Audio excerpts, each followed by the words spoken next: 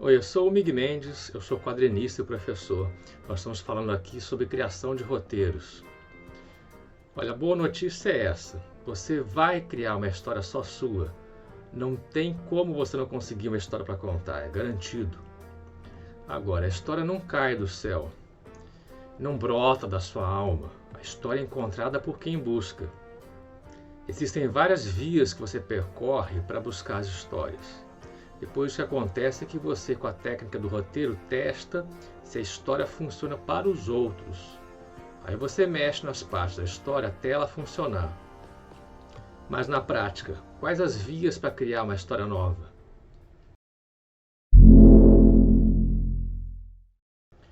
A vida inteira a gente passa se preparando para escrever o roteiro.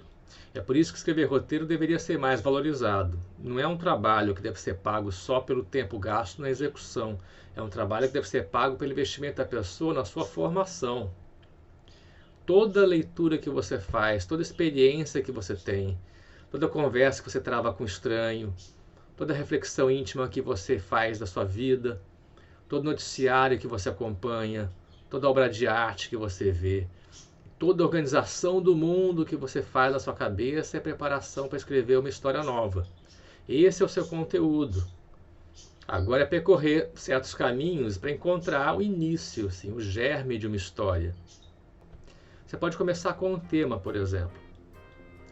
Um hábito, uma profissão, uma fantasia. Então, assim, uma atividade nova, humana, uma atividade humana nova, que você descobriu agora, ou uma coisa que você está gostando, ou, contrário, uma atividade que você não gosta e você quer criticar. Todas elas geram histórias. Se você pegar um protagonista que já existe, a protagonista é o nome do personagem principal. E fazer ele praticar essa atividade, bom, já é o início de uma história. E, por outro lado, uma atividade pode sugerir a criação de um personagem exclusivamente para fazer história sobre aquilo. Um exemplo meu, né? Pesquisa aí a palavra parkour. É uma atividade física radical, é um tipo de esporte, né?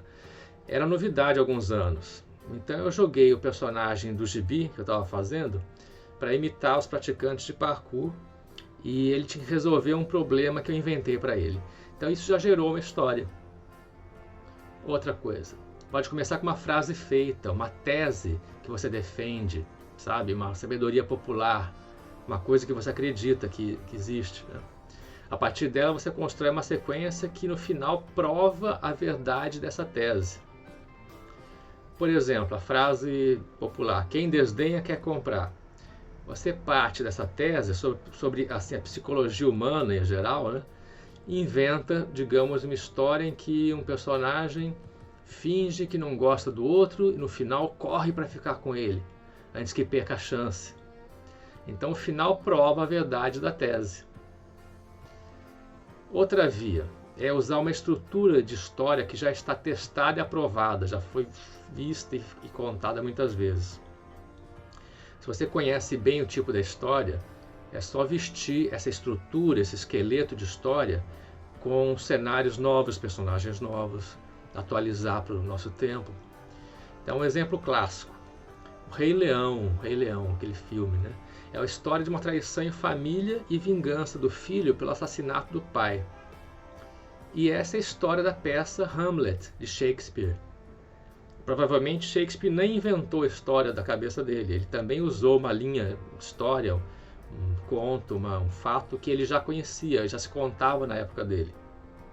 Na animação da Disney, o que aconteceu é que eles vestiram a história de Hamlet, ou algo parecido com Hamlet, com o cenário da savana africana e os personagens que eram uma família de leões. Já sei que você vai dizer que o Rei Leão imita a animação japonesa do Leão Branco, Kimba. Mas isso eu não acho relevante aqui para a minha explicação. Essa história do Kimba, do Leão Branco, do Tezuka, né, não era idêntica ao Rei Leão. E também ela se baseava em histórias anteriores. O que eu estou falando aqui, não estou falando de plágio, não. Mas estou falando de usar estruturas de histórias consagradas da cultura, já usadas inúmeras vezes, para começar a sua criação, pelo menos em parte, é para dar o início. Você imitar uma história que já existe só mudando o nome não é criar, aí é embuste mesmo. Outra via bem interessante, por associação de ideias.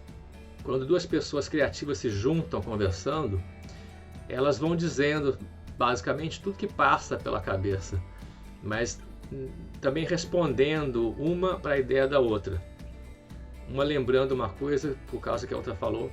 Então isso é chamado brainstorm, é uma tempestade de ideias. Por exemplo, como é que funciona? Um fala tempestade, outra pessoa fala assim, coqueiros balançando ao vento. Se você continuar nesse jogo, vai formar pelo menos uma imagem, uma sequência de fatos que pode começar ou ser o final de uma história. Às vezes você tem que criar sozinho, mas você pode fazer um brainstorm de você consigo mesmo. Eu faço muitas vezes isso.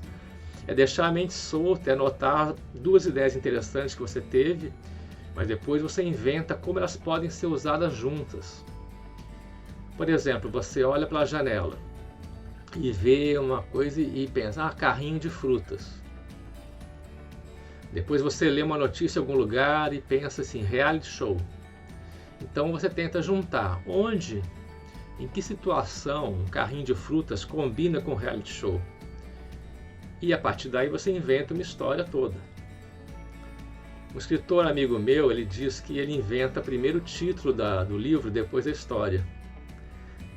Eu tento entender assim, ele quer dizer que primeiro vem uma associação de ideias criativa, instigante, provocadora, né, que serve como um título. Mas depois ele procura uma maneira dessas coisas se relacionarem com aquele título. Ele busca uma história que seja fiel àquela ideia interessante que serviu de título. Eu gosto de criar debatendo também. Eu parto de algum início de história e converso com alguém da família ou uma amizade para testar o que poderia acontecer nessa história. Não é que a pessoa dá a ideia para você, não precisa, não é obrigada a trabalhar para você, não. Mas é só o exercício de debater com essa pessoa que já faz surgir na sua cabeça uma solução para a história. Mesmo que ela fale uma coisa assim, nada a ver, a sua reação pode te dar uma ideia criativa para a história, te dar uma solução para um problema da história. Enfim, você tem que saber conversar, tem que saber o que perguntar para essa pessoa e saber ouvir também, né? E anotar uma coisa interessante que aconteceu com você. Sempre é bom anotar seus devaneios, memória dos sonhos que você teve à noite, partes de conversas que você teve, as frases engraçadas que você falou ou ouviu. Mas o perigo é você achar que basta repetir o que aconteceu com você e que a emoção vai ser a mesma. O que aconteceu com você é significativo para você. Teve emoção porque aconteceu com você. Isso é pessoal, não dá para reproduzir. Nada garante que provoque emoção nas outras pessoas. Elas não viveram aquilo de verdade, você viveu. Então o problema é tirar da sua experiência uma história que funcione para os outros. Tem que misturar com aquelas teses que eu falei antes, umas coisas mais universais, transcrever a sua experiência de um outro jeito e usar a teoria do roteiro para fazer a história funcionar. Essas memórias servem como uma base, uma sugestão de história, mas não são a história pronta. Uma vez eu fiz um levantamento dos roteiros de gibi que eu fiz e que foram aprovados para saber como que eles surgiram. E foi uma surpresa. Dá quase empate entre as histórias que começaram a partir de uma tese, a partir de uma memória, uma experiência minha, a partir de uma atividade humana qualquer, e a partir de uma associação de ideias ou palavras. E também dá mais ou menos o mesmo número de vezes que eu desenvolvi uma história nova a partir da vida normal dos personagens, quer dizer, das características normais, próprias dos personagens. Além disso, foi difícil diferenciar, porque muitas histórias ali nasceram com uma mistura dessas coisas. Uma história nasce quando eu consigo pegar uma associação de ideias e mais a comprovação de uma tese, por exemplo. Às vezes eu nem lembro mais agora qual foi o meu primeiro pensamento. Foi alguma dessas coisas. E você tem outra via para encontrar uma história? No próximo vídeo, vamos falar como a história vem naturalmente de um personagem bem pensado. Se tem um bom personagem, as histórias vão aparecer. Até lá!